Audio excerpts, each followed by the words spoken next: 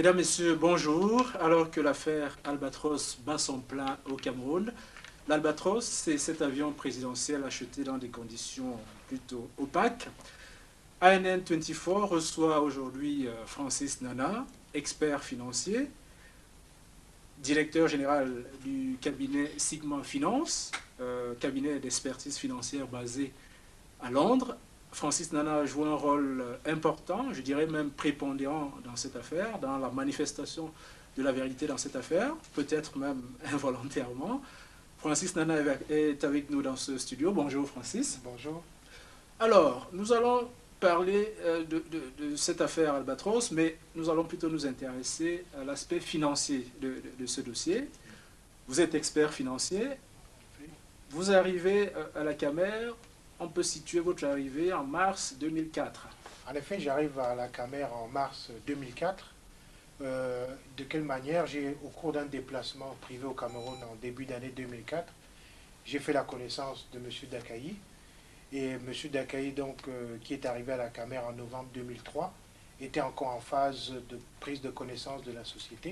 Et il faisait face à de nombreuses difficultés, dont les contrats de location entre Camer et GIA, sur lequel il avait requis un certain nombre d'avis des juristes et d'experts en aéronautique qui lui avaient confirmé son engagement contractuel.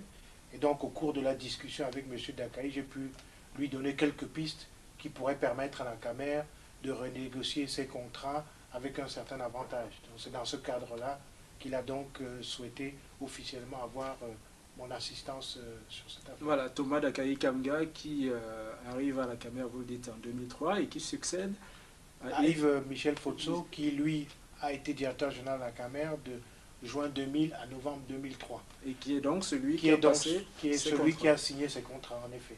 Et ces contrats portent notamment sur 2 avions. En effet, les contrats portent sur 2 avions. Il y a un 767 et un 747. Au moment où je discute donc de cette assistance avec M. Dakayi, le 767 est garé à l'aéroport de Douala. C'est un avion qui est en panne, mais l'engagement contractuel oblige Camer à le retourner en état de marche. Et le 747, lui, par contre, il doit subir une révision, mais il n'est pas non plus exploité parce qu'il a une capacité trop importante pour les besoins de la Camer. Donc c'est dans cette situation que la Camer se trouve. Elle n'exploite pas ses appareils, mais en plus, elle doit respecter son engagement contractuel, donc de fortes sommes financières à payer à la société GIA. D'une somme d'environ 38 millions de dollars. D'environ 38 millions de dollars que réclame GIA. Or, il s'avère que quand je démarre ma mission, la société en fait qui réclame ces 38 millions de dollars, c'est TMG International, qui est dirigé par les mêmes personnes que GIA, qui utilisent le même numéro de téléphone, qui est enregistré à la même adresse.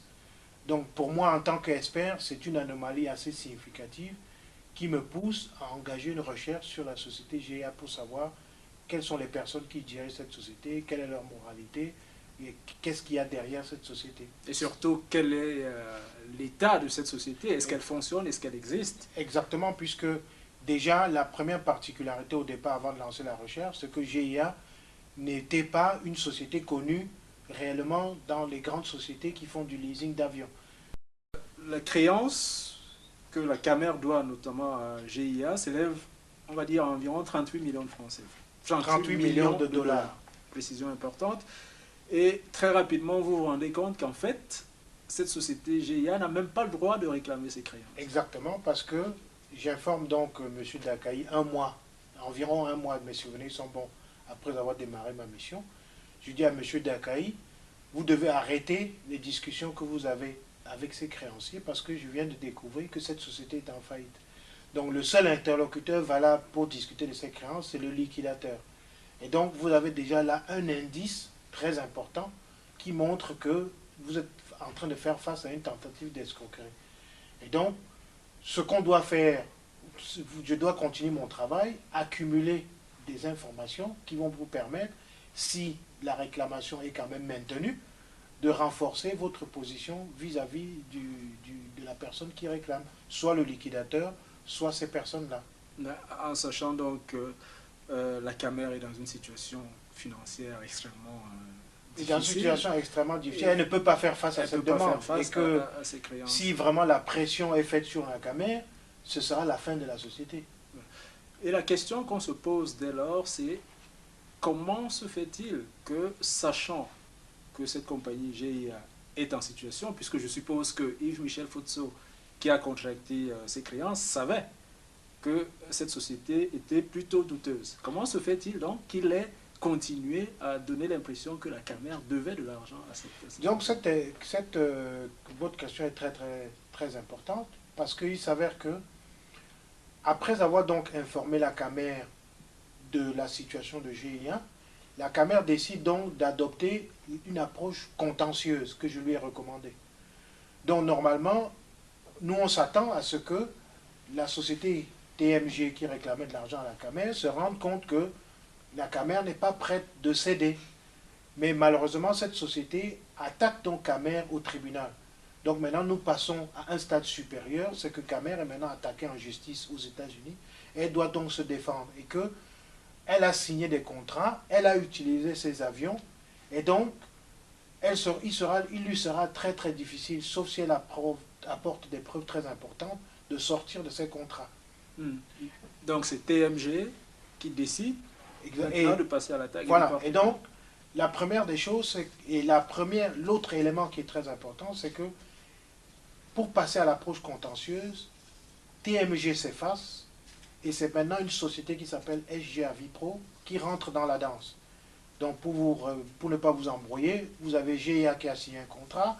À un moment, GIA cède sa place à TMG toujours sur les mêmes contrats. Et après, TMG, on passe à SGA Vipro. Donc lorsque cette société donc poursuit la Camer au tribunal, forcément, nous, du côté de Camer, c'est de dire, on avait GIA qui est signataire du contrat, on a eu entre-temps TMG, maintenant on se retrouve avec SGA Vipro, mais vous êtes qui SGA Vipro pour vous substituer à GIA Société en liquidation? Et c'est à ce niveau qu'on se rend compte qu'en fait, GIA a été supplanté à son insu. C'est pas à son insu parce que ce sont les mêmes personnes qui utilisent des casquettes différentes. Et donc lorsque ces personnes se retrouvent sous la casquette de SGA Vipro, il faut bien qu'elles nous expliquent pourquoi elles se substituent à GIA, sachant que nous on sait que GIA est en faillite. Et donc que GIA est un liquidateur, nous on attend que ce soit le liquidateur qui nous contacte. Et non pas les anciens dirigeants de GIA, mais qui se cachent sous d'autres casquettes. Et donc ce qui se passe, c'est que la SGA Vipro n'arrive donc pas à répondre. Et un mois après, SGA Vipro retire sa demande au tribunal. Et maintenant, on passe à un stade supérieur, c'est que SGA Vipro nous fournit maintenant un nouveau contrat qui lui a été signé en 2002 et qui apparemment se substitue au contrat de 2001 qui était connu des dirigeants de la Camer, de son commissaire aux comptes et qui était le contrat sur lequel j'avais démarré mon travail.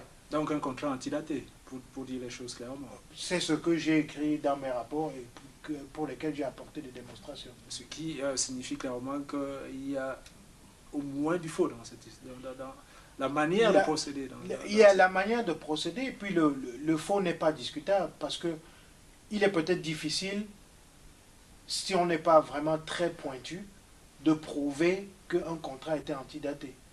Mais il s'avère que... Puisque vous démarrez votre enquête en 2004, sur un contrat... En 2001, qui n'est contesté par personne, qui est reconnu par tous les employés de la société, voilà. Et personne n'a jamais vu le contrat de 2002. Voilà. Donc c'est sur la base de ce contrat donc, que s'engage une procédure judiciaire contre la Camer qui durera environ 9 mois. Et la personne qui a signé ce contrat, justement, avec... Pour le compte de la Camer, c'est M. Yves Michel.